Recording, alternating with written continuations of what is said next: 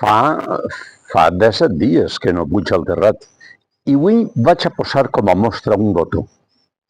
França ha pogut consolidar una proposta progressista i d'esquerres perquè ha hagut voluntat de fer-ho. I a més ho han aconseguit amb tan sols 30 dies de convivència. El nou Front Popular d'Esquerra ha guanyat les eleccions legislatives franceses celebrades este diumenge en obtindre 182 diputats i convertir-se així en el major grup parlamentari de l'Assemblea Nacional de França.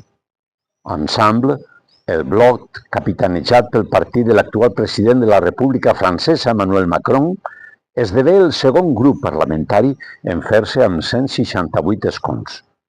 D'esta manera, l'ultradretà Reagrupament Nacional de Marine Le Pen no compleix les seues altes expectatives i es queda com a tercer grup del Parlament amb 143 escons.